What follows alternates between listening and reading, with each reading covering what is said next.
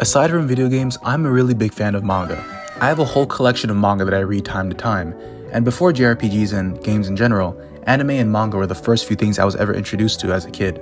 My first few being Naruto and Dragon Ball. If you're new to manga, well then, let me be the guy who recommends you some starting mangas. I'll also mention that these two mangas are complete and easily accessible online and in stores.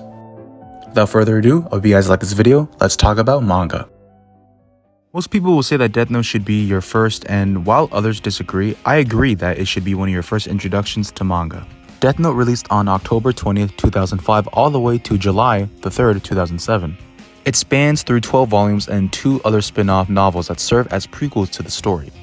As the back cover reads, Light Yagami is an ace student with great prospects and he's bored out of his mind. But all that changes when he finds the Death Note, a notebook dropped by a rogue Shinigami death god. Any human whose name is written in the notebook dies, and now Light has vowed to use the power of the Death Note to rid the world of evil. But when criminals begin dropping dead, the authorities send the legendary detective L to track down the killer. With L hot on his heels, will Light lose the sight of his noble goal or his life? Okay, just from this, you have to be hooked on this already. A notebook that gives you the ability to kill people if you write down their names? Before we talk about the story, how did the creators come up with this idea? In an interview with Sugumi Oba, the writer of Death Note, he stated that, "There is nothing in particular. I started thinking of some ideas, and while these ideas were still floating in the back of my mind, I got more ideas to fill up detailed plots like the rules and the God of Death, and so on. Eventually, I thought there was enough material for a good story to tell." What I think makes Death Note so good is the fact that the story is straightforward. It's a cat and mouse chase between Light and L. What this manga does to its readers is it gives them the question of what would you do if you had the Death Note? It raises the question of morality and whether you would use it for justice or the wrong reasons. The way that this is shown is through Light Yagami, the main character. In the beginning, Light is this ace student who's on the top of the school and good with grades, and seems to be pretty popular with the girls too. His future was so bright, the mangakas even stated that if Light never picked up the Death Note, he would have become one of the world's greatest detectives. Throughout the story of Death Note, a lot of characters face the question of whether what Kida is doing is right and wrong. Some characters like Matsuda even points out that crime has dropped significantly ever since Kira started killing people. Well, I'm not saying this to support Kira or to condone the murders, but in the last few days throughout the world, but especially here in Japan, we've observed a dramatic decrease in the number of violent crimes committed. Light uses the Death Note to rid criminals all around the world, and while doing that, the Japanese task force are trying to find who Kira is with the help of L, the world's greatest detective. But L is smart, like insanely smart. So Light decides to join the investigation with his father, Soichi Yoyagami, who's also a detective working under the Kira investigation. There are many battles fought throughout the manga, whether it's physical or mental. The way that the manga displays the genius of Light and L, heck, even Near and Mellow is done perfectly. The use of religious symbolism is very apparent in Death Note. For example, in the anime, there's a picture of Light and Ryuk holding out their hands, which is similar to the painting of God and Adam. Or when L dries Light's feet, which is a direct reference to when Jesus cleans Judas' feet during the Last Supper. Very interesting. Now, there isn't a main theme in Death Note, but there is a lesson that we can take from Death Note. No one has the right to control or dictate the lives of others, unless you're a police officer or something. Light Yagami is someone who gets consumed by his own power, wanting to change the world for good but loses his mind in his own line of work. L is a character who will stop at nothing to make sure he finishes a case. Even if he's dead, the justice he still wants will prevail.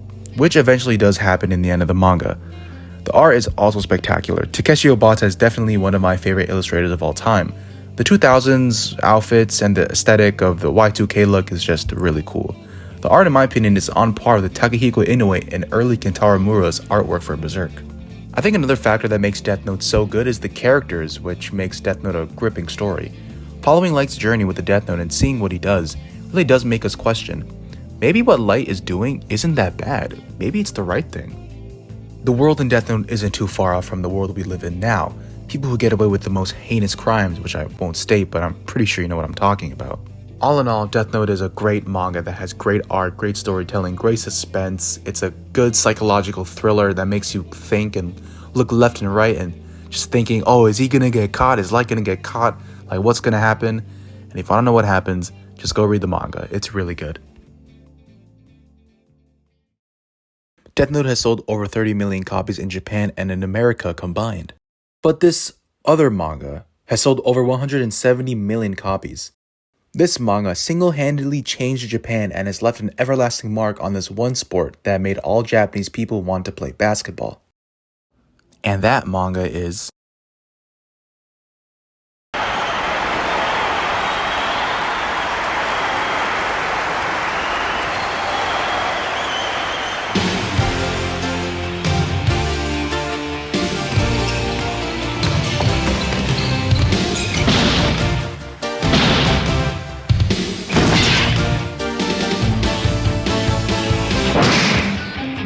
a manga that's about basketball changed Japan?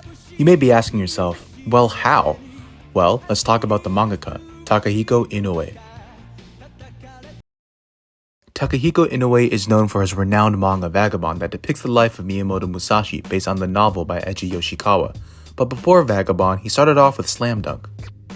At the time, Slam Dunk didn't really sell well. It got its start on shonen magazines, but further and further down the lines, the chapters got pushed back in the magazines. I think because basketball was such a new sport in the 90s, especially in Japan, people didn't really care about it. But during the volumes 8 and 9 sparked a big increase in the manga's popularity, and through volumes 20 to 22 increased the amount of readers. There was also an anime adaptation that helped a lot in Slam Dunk's success. But why should you read it? In short, the story is just about high school basketball, but it's much more than that. It's about passion and perseverance, trying to become a better person through a sport. I eventually want to make a big video on Slam Dunk, so for now I'll use one example on why Slam Dunk is great at both storytelling and character development. In Slam Dunk, there's this character Hisashi Mitsui, who is on the team of Shohoku High, the school we follow throughout the series. In elementary, he was the MVP and considered one of the best players. When he came into high school, his goal was to make sure that Shohoku won the national championship, but unfortunately, in one practice game he injured his knee, which restricts him from playing basketball for a while. But when coming back, he injures it again, which makes him feel distraught and angry. Eventually, he loses his passion for basketball and goes on a dark path where he becomes a delinquent and beats people up who likes basketball. It's kind of weird, but hey man, that's Slam Dunk for you. But one day he gets into an altercation with a player on the basketball team, which leads the team and Mitsui's gang to fight. For those who don't know, if one player gets into a fight or if the whole team fights, the team will get dissolved. But Anzai, the coach, walks into the gymnasium and sees what happens. Now mind you, before Mitsui turned into a delinquent, he loved basketball and it was all he cared about.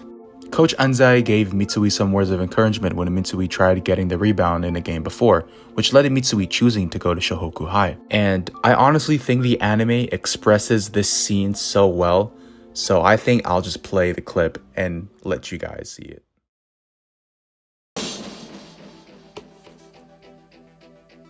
最後まで希望を捨てちゃいかん。諦めたらそこで試合終了だよ。これ甘いぜ赤字。三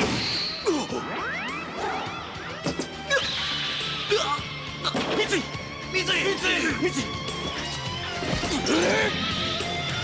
世界が終わるまでは離れることもない先生安西先生戻らない時だけがなぜ輝いてはやつれきた心までも壊すバスケしたいです Slam Dunk is more than just a sports manga. The manga has many themes of never giving up or wanting to become a better person or persevering through something through just a sport. And if you know anything about Takahiko Inoue, his art is superb amongst any art I've seen. The way he captures the characters' movements and motions through them playing basketball is incredible. The ripples on their clothes, the way the grip is carefully drawn on the basketball, makes you think, how can someone draw this? Oof, and there you go, that's it. This video was a lot of fun to make actually. I've found a new sense of passion to make videos about manga. And yeah, that's pretty much the video. Thank you guys so much for watching. I'm not sure how long this video will be because I'm currently recording and I still have so much to edit, but by the time it's out, I'm gonna guess it's maybe like 10 minutes or 13 minutes. I don't know. Maybe like less. But yeah, thank you guys so much for watching this video. I really appreciate if you guys could like and subscribe. Helps me out a lot, makes me feel encouraged. And I have a ton of more videos that I'm currently working on. And yeah, thank you so much. And next time, it'll be even better. The quality will be even better. Thank you guys.